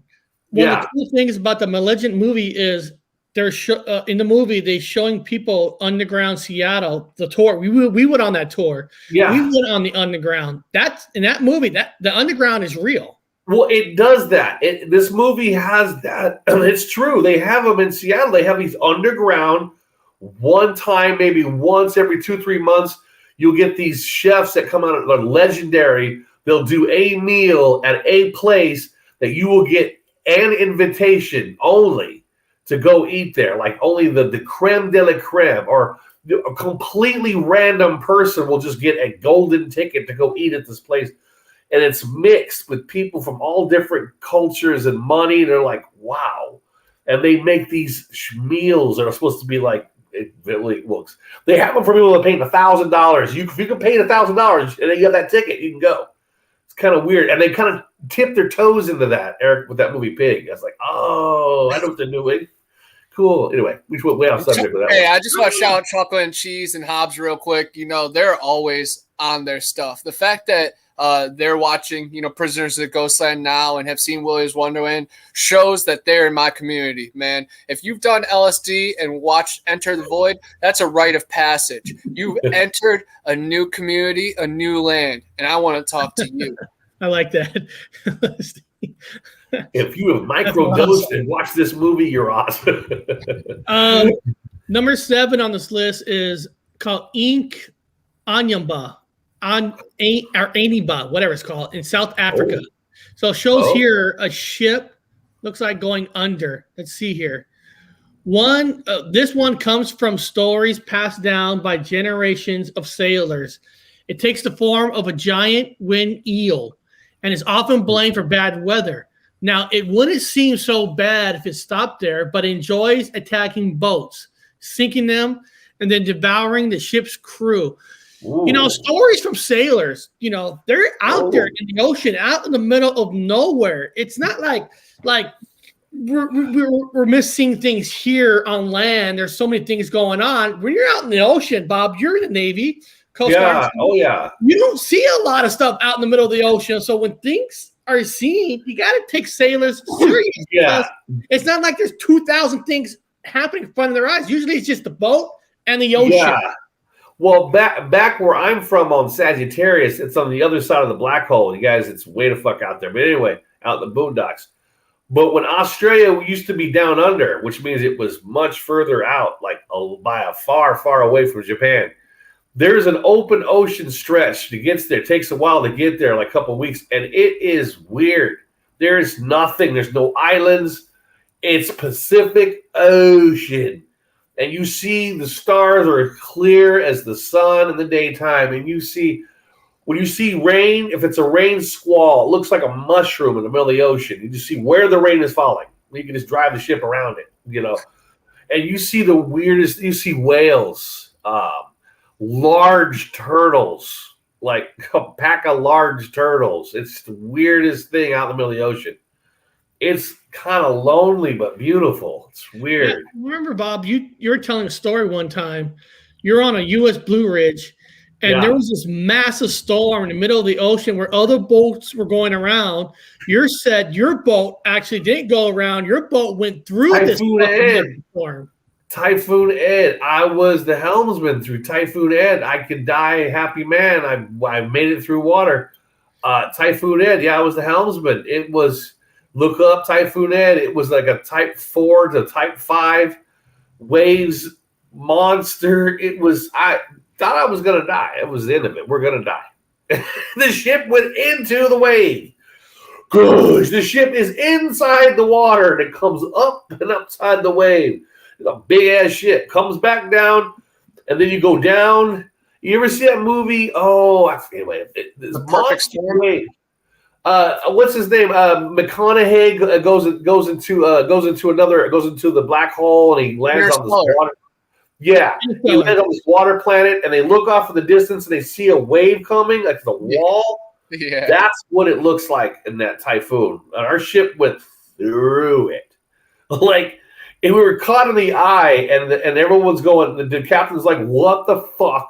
Because it's calm in the eye, just choppy. But the moment you leave that eye, it's gonna be hell, and it was crazy. I could die a happy man now. I lived through fire. Now I lived through water, like that right there. Any bad turbulence on any of your flights, on any of your adventures? Yes, I've been through mucho fucking turbulence, man. The worst I've ever had in my life. I thought I was gonna die. And it was like, this is the end of it. I was hopping. It's called Mac flighting. So I had the special paper that allowed me in the military to go catch free flights with the military. So I was catching a flight from Korea back to Japan. And so it was a regular prop plane. So we're catching the prop plane. It's on like wooden benches kind of a thing. And it's going back. All of a sudden, the whole fucking plane goes, it's a massive storm. And all of a sudden, the whole plane goes like up and down. And you kind of come up like, oh, fuck. What the fuck? And the little fuck pop down. I'm like, I've never seen them. Only in movies pop down. And the plane goes, and it's going down. You can feel yourself, your gut drop. We're dropping. We're going down. This is not good. But anyway, yeah, I thought I was going to die. But somehow we got through it. It was weird. Or maybe we did die. I don't know. Maybe. Well, maybe we died. Well, let's check out the Philippines here. In the Philippines, they have something called Oswald. Oswald. And that looks like a big picture of an eye right there. An eye. Well, let's see what it says here. Imagine the joy of having a small child grow inside you. Well, I don't know if I don't know. I don't think I could grow a child in my stomach, but who knows? Now, imagine a monster devouring your child, your very womb. Well, guys, I'm not going to spoil the movie, but that's kind of related to the movie Malignant. Just going to say a little teaser about a womb getting devoured. Okay. Ooh. The creature is more twisted than most of the creatures I've learned about. It possesses pregnant women and then consumes their unborn babies. Legend says the only way to spot that you're possessed by one is look for an upside-down reflection of the creature in your eyes. Oh, so in this eye, it's imagining an upside-down creature. Freaky. God, that's brutal. That's bad. Was that the movie? Oh, wow. That's right up the alley of what Malignant kind of is, yeah. And then I've also heard a lot of other scary stories. And the eye and reflections really show what's around us. It's some spooky stuff. And that picture specifically brings me back. And the people that seen the picture that's scaring me right now would know what I'm talking about. Wow. God, that's bad. It's an evil movie when the baby gets eaten on the end. I'm telling you, Bob, I'm telling you, that movie's bonkers, man. The trailer does not explain at all what the movie's really about. That's the great part about it is. And I love that being, we heard, this is not really any new story. Slender Man. Slender Man. Everybody knows the story about Slender Man. Just in case you don't, let me read this. One of the most popular monsters known, the faceless creature stands tall wearing a suit and stalks people at night. He hunts his victims, abducts children, and terrorizes people. Rumor says he haunts your dreams and drives you insanity. With all the publicity and media blast, it's hard to say where his true origin lays. No, they're guys, that ain't a joke. Now, out of all of these, we can play with, the Slender Man dream is actually common. It is really common. Now, I know it's a joke because everyone brings it up, but it exists because it's common. I had a Slender Man dream myself, completely out of context, and I've never watched any fucking shows with some big talk. I had a dream with like a Groot-looking thing chasing me down. Like I looked like a damn asparagus with fucking legs. But I had it, and I know other people who've told me. I'm not talking about like people with the Mandela effect, whatever phenomenon. People I've talked to about interview. Hey, you ever have they're like any weird dreams? Yeah, there was a tall. Whoa, you have the same weird tall guy dream. Now, some people say we were abducted, or you guys were abducted, and people were abducted. And you're thinking of the tall gray. It's because you're up in there and your mind catches the tall gray. That's the only one talking to everybody else. Maybe, I don't know. But the Slender Man, as weird as it may sound, is common. It's as common as the hat guy. There's the hat guy, and people claim there's a guy in the room with a hat, with like a black cowboy-ish round hat, standing in the corner of the room watching him. That's a common one too. So Slender Man, as weird as it may sound, is common. Yeah, there's a lot of court cases discussing it right now. There's been a lot of murders and attempted murders and premeditation based on Slender Man and other things in their minds. So 100%, it is. It's a very, very well known thing. Yep. Yeah, it's a real phenomenon. Not just a creepypasta. It is taking a life of its own. People have died, and the movie, it wasn't the best, but some of the imagery was probably inspired directly from court cases and everything. You remember the court cases where the kids were like trying to kill because they Slender Man, or they were like talking about Slender Man, or having the dreams of Slender Man and telling them to go do weird things. And there is an actual phenomenon with Slender Man out of all these things. It seems like that's where Freddy Krueger's story came from in a way, because Freddy Krueger is about going into your dreams.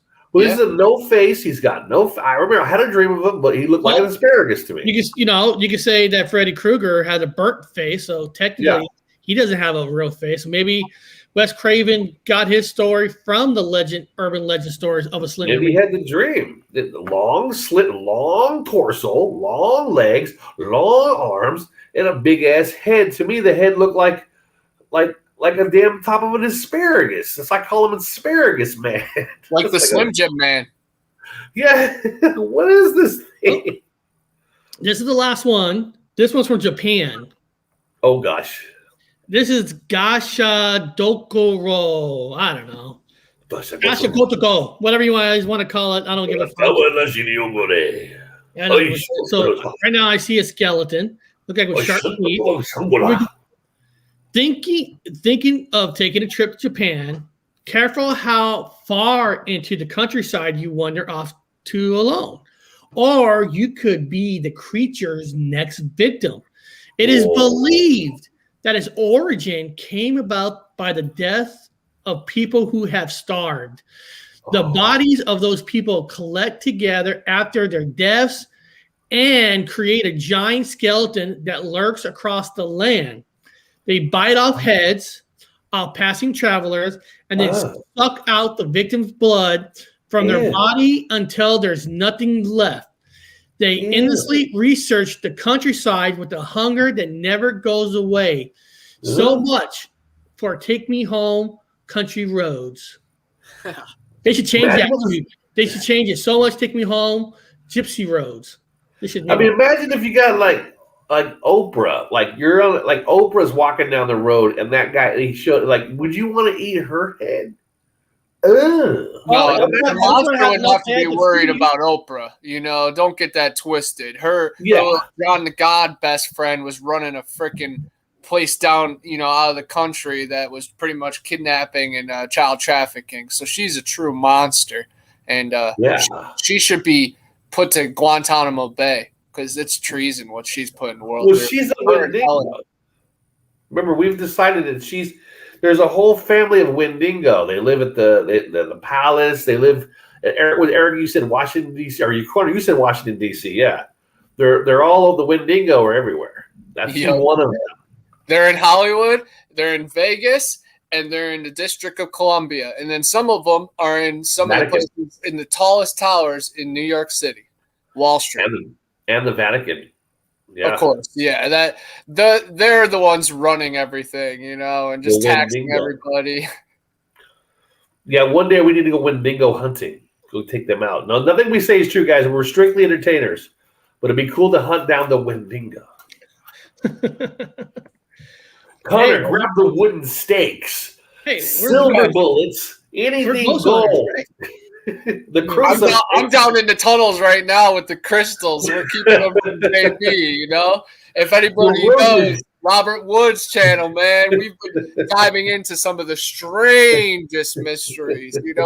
People think I get a little off the deep end, man. Wait until we start bouncing back. And same with BF Bud, man. He is really onto it. So we've had some good conversations. Same with Sean G. He was one of my best interviews, man. And we spent like a whole hour after talking about even crazier stuff. So very special people surrounded by.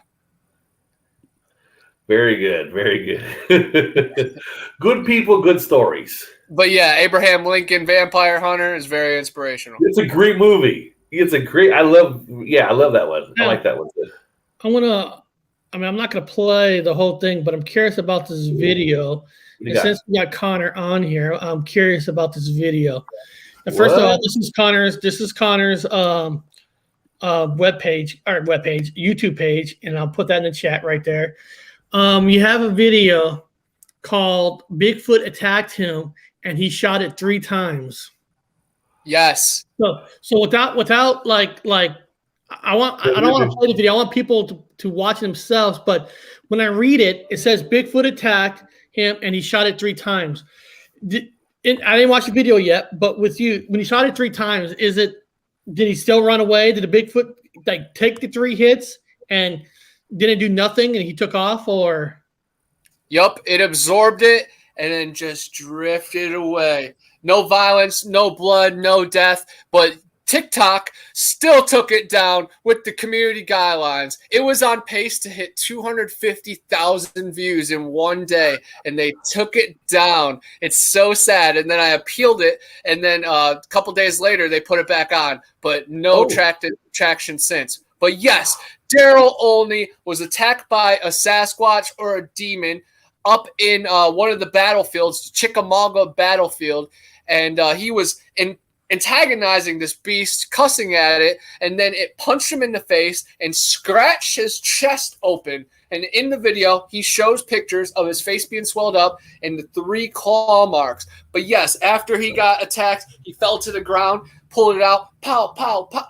Well, two on the ground, pow, pow. And then once he got back up, he shot it right in its face when it was drifting away, and it went right through it. And then these people rescued him. It was all caught on live on your guys' boys, Manimal Research's channel. And yes, man, it's breathtaking stuff. And then he shows us hair, and he has casts that are certified by Nat Geo.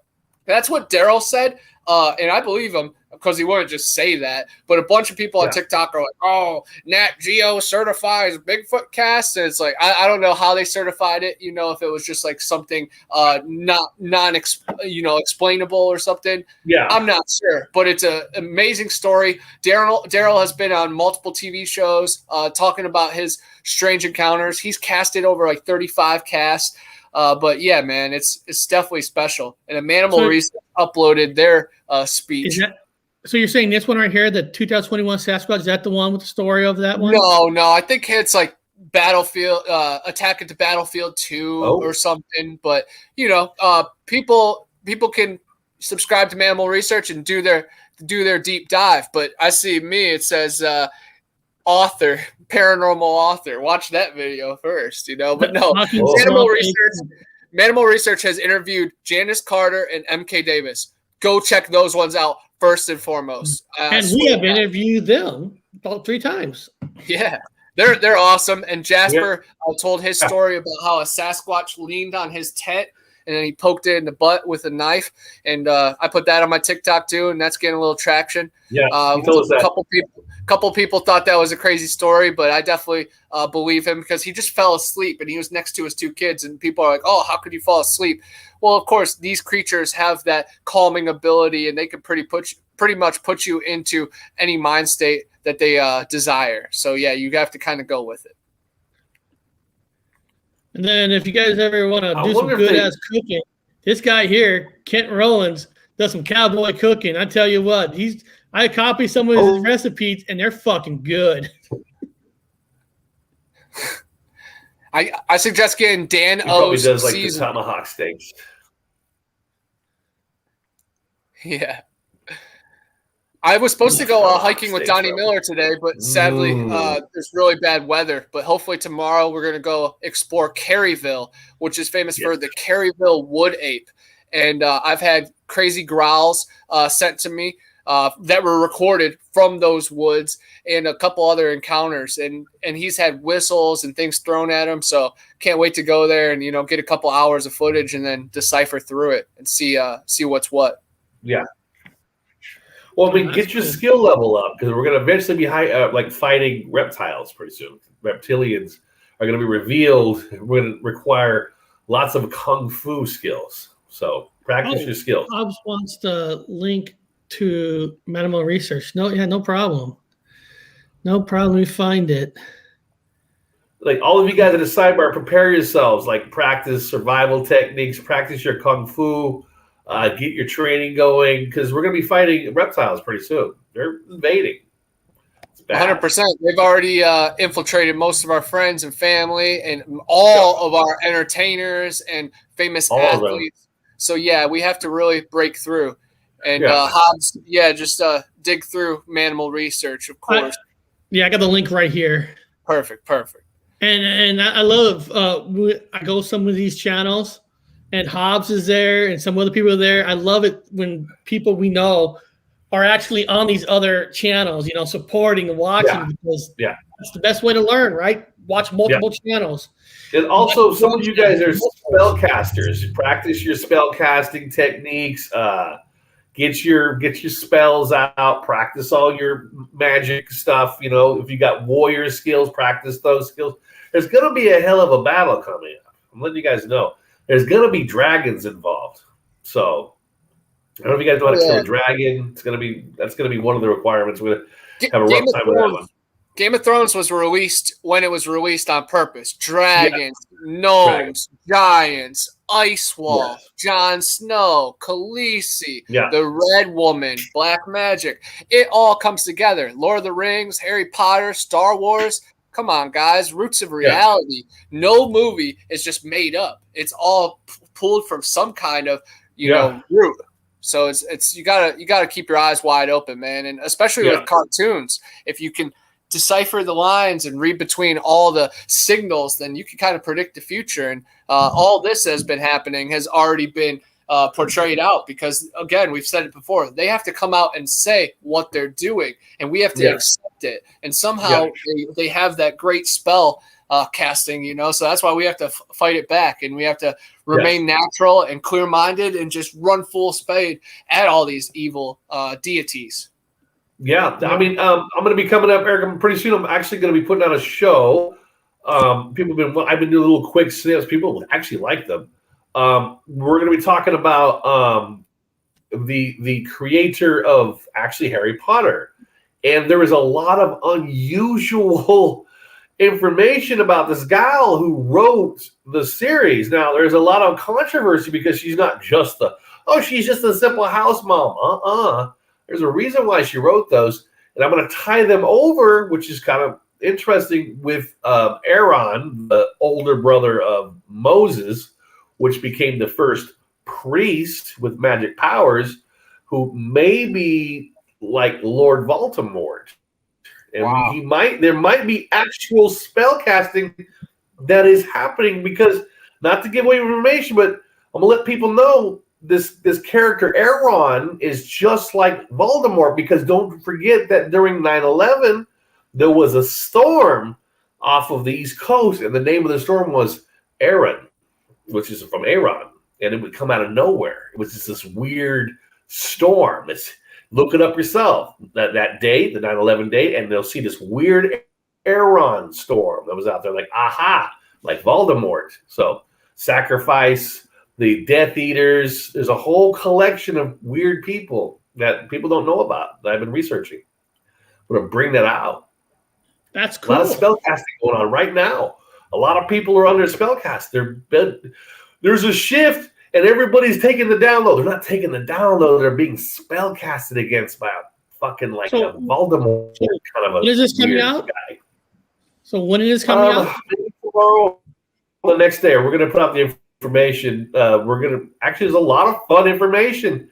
I mean, conspiracy theorists, people that are just want to know actual information, not bullshit, but actual weird connecting with a lot of 13s and a lot of weird stuff that I'm going to go into the biblical. You guys ever heard of the children of Zadok?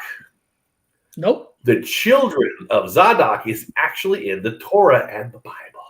And everyone's like, what are you talking about, children of Zadok? Oh, yeah, they're there.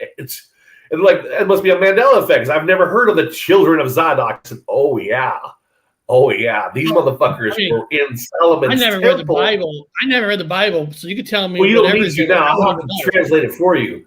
But the children of Zadok were in Solomon's temple. And if everybody knows about King Solomon, God gave him access to the jinn, which is what built his temple.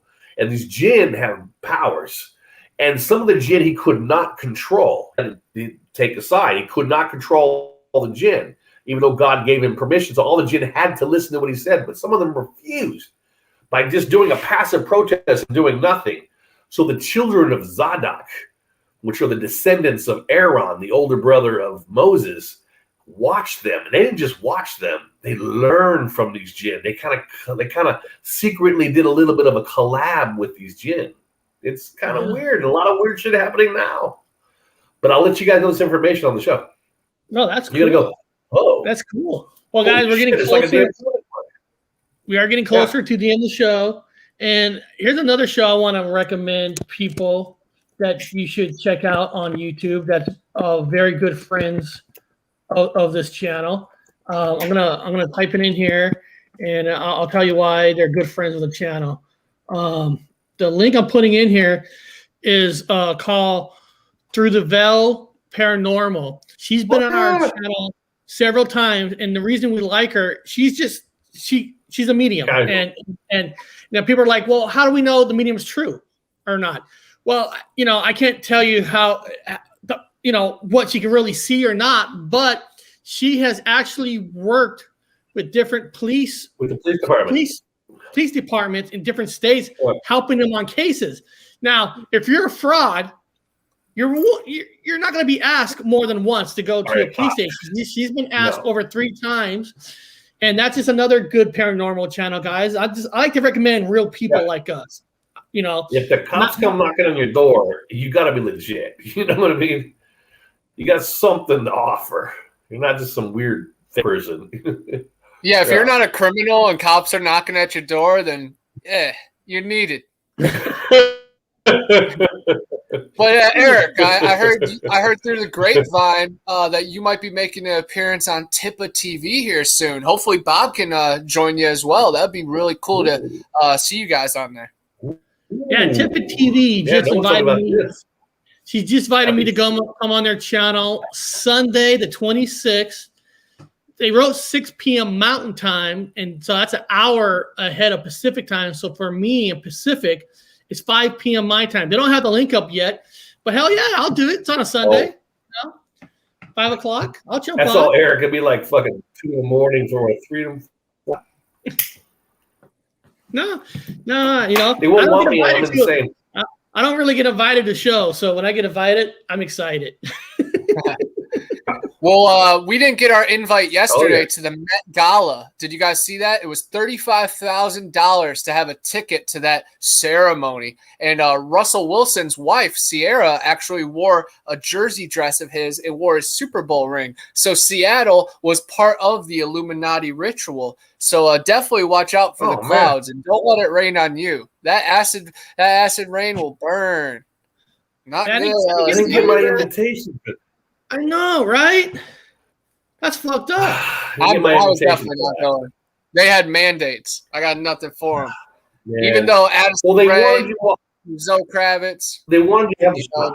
They said that you can go, but you have to have the shot. In fact, that's not a joke. You can go, but you have to have the shot. I'm like, huh? Bullshit. I had my 35K. I raised it, and I was trying to talk to Zendaya, but yeah, no mandates for me, man. Yeah. Well, it's kind of a sad year because this year, basically, I had to give up the season tickets. Couldn't afford it no more. Yeah. There was a time that when the season tickets were $1,100, and now it's over $2,000, and I'm just like, can't do it, and I had nobody to go with anymore. I don't live there anymore. Yeah, it's not worth it. It was great at the time we had. Bob and I used to go to every single game, and then Bob moved. Then I used to take my son to every game. Then he got a girlfriend. He took off, and I got nobody. So I'm like, well, we're fighting. We're in a comic book. We're actually fighting the evil empire. So we've got things we got to do. We've got the Underground Railroad. We got the Underground Revolution to take care of. There's a whole lot. Connor's taking care of the fucking underground animals, the big, huge, Goliath things. We got a lot of guys. No time for sure. And I'm trying to scare these skeptics into upping their game and not just hiding behind the shortest, strongest brick fence. I want people to think before they even challenge, because Sasquatch is real. UFOs are real. Giants were our ancestors.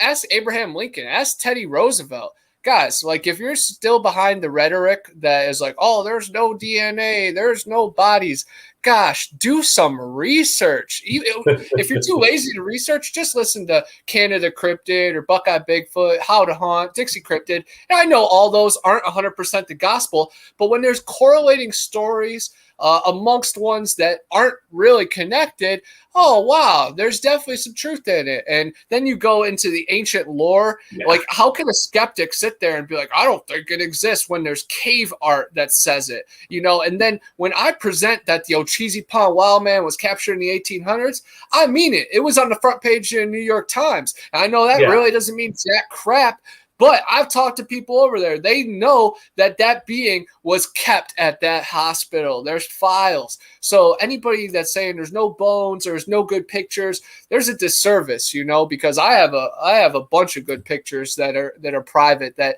I've been kind enough to share with some people. And I think we have to keep that awareness rising and spreading, because the gatekeepers are busy, and anybody that's running in place with the skepticism crap, I don't know, do it at least good, because when you're dumbing down good stories and good research, you're just getting in the way. And man, I used to be a skeptic, but not anymore. I'm awake now. I'm awake, but skeptics to me are just NPCs. They're just program machines.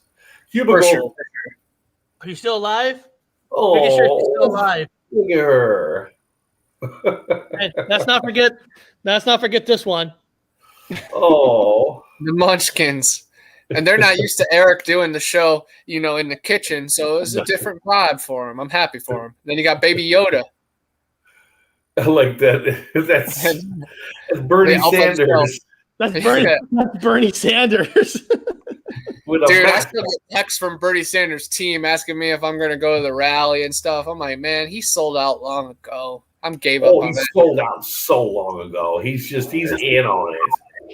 In fact, he might be, according to my story. Now, I'm gonna connect him. He might be part of the Sons of Zodiac. So he might be one of them. I'm going to introduce you guys to a whole new group of people you've never heard of. And you can do your own research in your own Bible or Torah, whatever you have, and say, oh, they're right here. How the hell did I miss them? People have been misinterpreting the Bible forever, dude. Fixed and immovable means fixed and immovable. The heavens declare the glory of God, and the firmament showeth his handiwork. Firmament is a real place. It's a dome. It's not a metaphor. And the earth takes shape like clay pressed under a seal. And guys, Job was tossing a ball. They said earth is a face on a circle. Do the math. You can just Google earth the Bible is based on. And if you're going to deny me, you're denying God, you're denying your soul, you're denying your own creator. Gosh darn you then, you know? But guess what? When your time comes and spirit form comes, all your human insecurities and fourth grade BS will just stick with it, and your soul will transcend. So I still believe in you. I will see you in heaven as a soul. But gosh, man, all these little Rockefeller Rothschild baby minions gotta give it up, dude. Children of Zodak. Let me think. I'll do the story. Which you're gonna go, oh my god, I never knew this. Connor, you're gonna change. You're gonna go around and going, dude, there is magic. I'm going to show you proof. I'm going to show you these fucking guys. You're going to love I bet it's going to correlate with my data. You're going to fucking freak the fuck out. We are going to, I got to end the show. I got to get going, do some things. But guys, to help out with the channel, guys, please hit the like button. Just like button and leave comments. Try to leave comments, because when you hit like buttons and when you leave comments, you actually help the YouTube rhythm to get us more out there. So leave good comments, hit the like button. I accept compliments. It's okay. I don't mind being told I'm a very handsome man. That's fine. So beyond that, guys, we're going to end the show. I want to thank Connor for coming up here. I want to thank Chasing the Truth with Sean coming on here, and FB came up. BF came up, and next Wednesday is going to be another open forum like this. So I decided to do it on Wednesdays. So Wednesdays are open days for anybody to come up. And you never know, on a Friday, we might invite a few people up. Bring them on, Bring on a person. You know? But beyond that, guys, I got to get going. I want to say good night to everybody. And check out my TikTok. I have a viral video right now. Try to rile up the negative comments, everybody. It fits it into the algorithm. Since the beginning of the show, they've already piled up. So we gotta fight back, and it's the road to 100K. Let's see it, guys. Peace out, y'all. All right, guys. I'll see everybody later. Have a good one.